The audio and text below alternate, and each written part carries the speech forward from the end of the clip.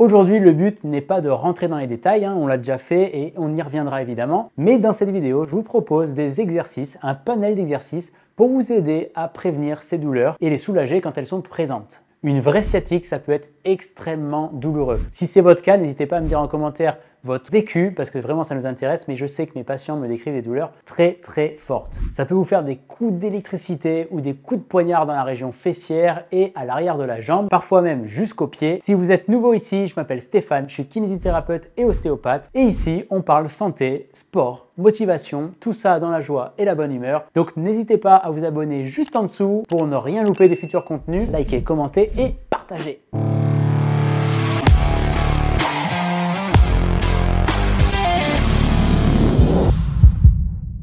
Avant toute chose, sachez qu'il est nécessaire de bien comprendre ce qui vous fait mal, donc en priorité, parlez-en à votre médecin. Consultez un thérapeute pour confirmer si oui ou non c'est une véritable sciatique et déterminer la cause exacte pour mettre en place un traitement adapté. On part du principe que vous avez déjà éliminé tout ce qui est grave, une sciatique paralysante, une perte de force motrice, des troubles vésico-sphinctériens, etc. etc. Aujourd'hui, je vous propose ces exos parce que bien souvent, vous êtes chez vous avec vos douleurs et vous ne savez pas quoi faire. Il y a plein de choses à faire. Dans les exercices que je vais vous montrer, aucun exo ne doit augmenter la douleur. Ça peut tirer, oui, mais ça ne doit pas augmenter vos douleurs. Si ça augmente, on vérifie l'exécution du mouvement. Est-ce que je le fais bien? Est-ce que c'est correct? Si oui, je fais le mouvement correctement, mais j'ai mal, on stoppe l'exercice et on se rapproche de son professionnel de santé. Sachez que c'est à vous d'adapter les exos en fonction de vos douleurs, votre capacité de mouvement. Peut-être que vous irez moins loin en amplitude, moins de répétitions, mais on s'en fout. Le but, c'est de faire ce qu'on peut pour bouger et redonner de la capacité de mouvement au tissu. Vous pouvez prendre la routine d'exo que je vous propose et la diviser en deux, par exemple un peu le matin, un peu le soir. Bref, c'est vous les chefs, c'est vous qui décidez pour votre corps. Idéalement, installez-vous sur un tapis, c'est mieux d'avoir une surface ferme pour faire vos exercices. Ensuite, alternez les mouvements de chaque côté. Allez, c'est parti, je vous montre. Alors pour commencer, on va commencer dans cette position-là. Sur le dos, on va venir attraper le genou. L'autre jambe, elle reste fléchie au début. Et on va venir apporter le genou vers la poitrine. Et dans cette position-là, quand ça commence à tirer, on s'arrête, on ne force pas et on va respirer sur 5 cycles respiratoires. Un cycle respiratoire, c'est une inspiration, une expiration. Une fois qu'on a fait nos 5 cycles respiratoires, on va venir reposer le pied et on va alterner. On va attraper l'autre genou et on va l'emmener doucement vers la poitrine. On s'arrête quand c'est douloureux. Si moi ça me tire ici, je m'arrête. Là, cet étirement il va servir à relâcher les lombaires et relâcher les fessiers. En progression, si tout va bien comme ça, vous pouvez faire le même exercice en tendant la jambe opposée. Je tends la jambe opposée, j'attrape mon genou et je viens tirer doucement vers moi. Pareil, même principe sur des cycles respiratoires, 5 cycles respiratoires. Le deuxième exercice, on va se mettre en position plage. Chez nous, on appelle ça comme ça dans le sud, position plage. Ici, ça peut déjà peut-être tirer le fessier, d'accord? Je vais vous le faire de l'autre côté. Dans cette position-là, ça peut déjà venir tirer ce fessier-là.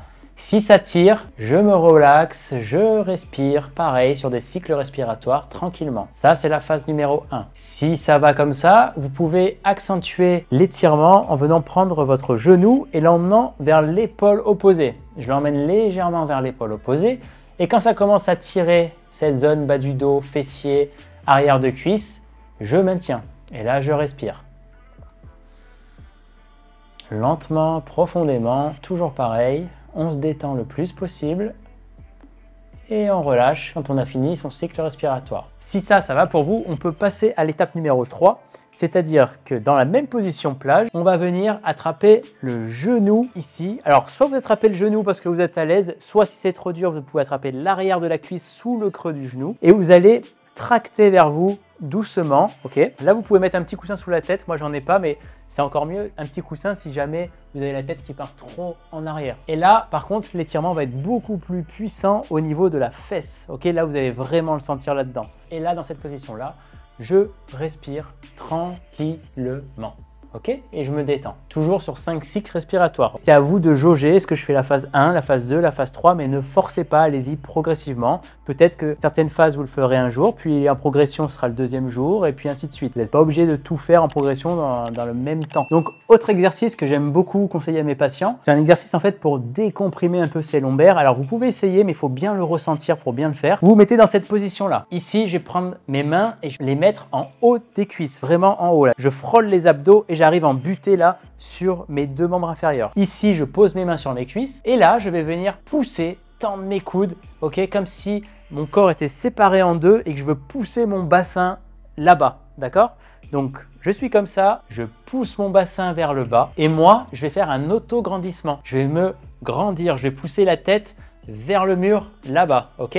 Donc, on fait des poussées vraiment différentes, opposées. Et là, dans cette position-là, je vais respirer. Encore une fois, on respire sur des cycles lents et profonds. Il faut imaginer les lombaires qui se décompriment petit à petit, ça leur donne un peu de jeu, un peu d'espace, elles respirent un peu. On va respirer pour faire travailler le diaphragme, les piliers du diaphragme qui sont insérés sur les lombaires. Donc essayez ça tranquillement, vous allez voir, ça fait du bien. Il faut vraiment essayer de trouver le bon dosage pour bien sentir que ça tracte un peu en bas du dos. Prochain exercice, c'est un exercice que j'affectionne particulièrement. Ici, vous allez vous mettre allongé sur le dos. On va venir mettre le genou posé au sol, si vous y arrivez. On va venir mettre le pied au niveau du creux de l'autre genou là. Une fois que mon genou est reposé ici, donc vous avez vu, ça fait une rotation au niveau des lombaires. Donc ça, faut vous en sentir capable, mais n'ayez pas peur de faire ça, s'il vous plaît. En fait, j'ai des patients, et là je me mets assis. J'ai des patients, on appelle ça la kinésiophobie, enfin, ils ont peur du mouvement.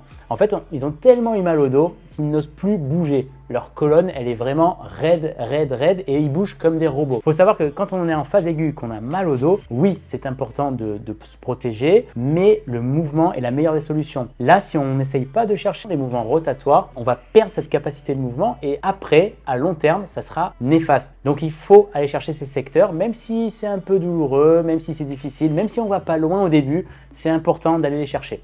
Je reprends. Donc, je suis dans cette position. On reste comme ça. Et là, en étant sur le côté, je vais venir attraper mes côtes en dessous là. D'accord? Je vais passer ma main ici et je vais attraper mes côtes. Et là, à chaque respiration, donc je vais inspirer et là je souffle et à chaque expiration, je vais ramener mes côtes vers le côté opposé. Donc, j'attrape les côtes ici, j'inspire, je souffle, je traque les côtes. Ok?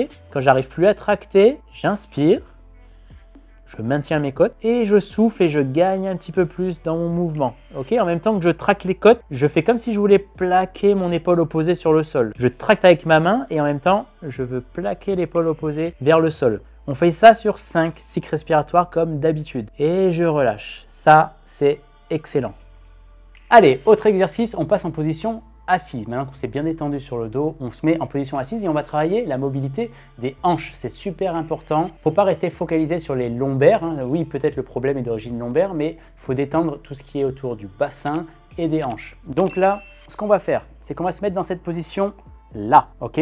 Ça veut dire que les pieds sont plus larges que la largeur du bassin, légèrement plus large. Et ici, je me tiens bien droit. Là, j'ai mis mes mains derrière et je vais venir poser les deux genoux d'un côté en me tenant bien droit et les deux genoux de l'autre. D'accord? Et là, on va faire ça plusieurs fois de chaque côté pour libérer vos hanches et le bassin. Là, on est à 4 pattes. Donc là, ce qu'on va faire, j'aimerais que vous serriez un petit peu les genoux. On resserre les genoux et dans cette position, on va venir bouger le bas du dos et le bassin. Donc là, comme ça, je vais emmener le bassin une fois à gauche, tranquillement, une fois à droite, tranquillement. Je translate mon bassin. Je pousse ici mon moyen fessier vers la gauche.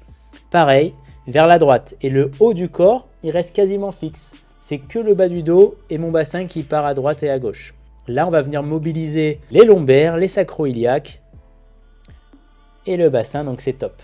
On va venir faire des cercles maintenant dans le même principe. C'est-à-dire que je vais partir sur la gauche comme on a fait. Et cette fois, je vais aller chercher de l'amplitude en flexion là. Je vais venir en flexion, raser mes talons. Je vais vers la droite comme tout à l'heure. Je sors ma hanche à droite et là, je vais venir un peu en avant. Et on fait la même chose en cherchant de la flexion. Ici, en fait, dans cette position, ça va permettre de tirer un peu plus sur les lombaires. Ça fait vraiment du bien. Vous respirez tranquillement Et là, vous me faites 5 tours dans un sens tranquillement. Ça, c'est le rythme que vous devez avoir, pas plus vite. Et ensuite, on va partir dans l'autre sens.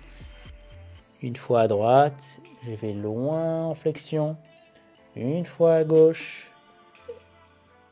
Et devant. Si au début ça tire un peu, je peux faire des petits mouvements. Hein, je peux faire ça. Voilà, au début, si vraiment ça me tire, je fais ça. Et puis petit à petit, quand les articulations seront un peu plus chauffées, que ça fera moins mal, vous gagnez en amplitude. Allez, un autre exercice, on va faire le sphinx. Donc ça, c'est pour travailler l'extension. Alors quand on a mal au dos, c'est un des mouvements qu'on n'aime pas trop faire parce que ça peut faire mal localement. Ça, c'est au début, en fait, plus on va répéter les mouvements, mieux ça ira. Mais au début, on n'aime pas trop. Ce qu'il faut savoir, c'est que ça peut améliorer vos douleurs. Donc là, vous êtes allongé sur le ventre, les coudes et les bras largeur, un peu plus large que la largeur d'épaule. Et là, je vais venir me mettre sur les coudes. Une fois que j'ai trouvé ma position de confort sur les coudes, je regarde devant. Je peux même lever un peu la tête pour que ça tire la chaîne antérieure. Et je vais respirer dans cette position. Vous pouvez sentir un peu le bas du dos. Mais ce qui est important, c'est de relâcher ses fessiers. Vous allez voir que là, je suis sûr qu'il y en a plein qui sont dans cette position et qui ont les fessiers contractés pour protéger un peu le dos. Relâchez les fessiers, relâchez vraiment pour être que au niveau articulaire, au niveau des lombaires. Ok?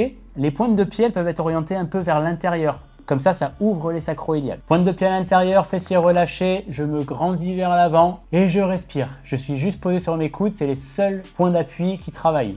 Et le bas du dos est relâché. Vous allez voir qu'à chaque expiration, ça va majorer le mouvement. Vous allez sentir un peu plus l'extension. C'est normal, ok? Plus vous allez être relâché, plus l'extension va se faire ressentir. Vous faites ça sur un cycle de respiratoire que vous voulez. Si au bout de 2, c'est déjà trop contraignant, vous vous remettez à plat ventre. Sur le dos, je vais attraper l'arrière de ma cuisse ici. Je vais mettre le fémur vertical, perpendiculaire au plafond. J'attrape mes mains, je pose ma tête et dans cette position-là, je vais venir tendre le genou, ok?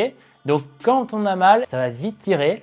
Ça, c'est normal. Donc si ça tire à ce moment-là, je m'arrête à ce moment-là. Si je peux tendre mon genou, je tends mon genou. Ça dépend. Dans cette position-là, je vais monter le genou jusque là où ça me tire et je redescends.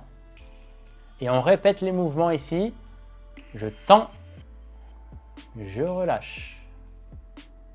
Ok, dans cette position-là, on va faire ce mouvement plusieurs fois. Vous pouvez accentuer ce mouvement en venant mettre la pointe de pied vers vous. À chaque fois que vous arrivez en haut, je mets la pointe de pied vers moi et je relâche. Je monte, pointe de pied vers moi et je relâche. N'hésitez pas à me faire un retour en commentaire. Dites-moi si ça a pu vous aider. Dites-moi si c'est votre cas, si vous êtes sujet à une sciatique.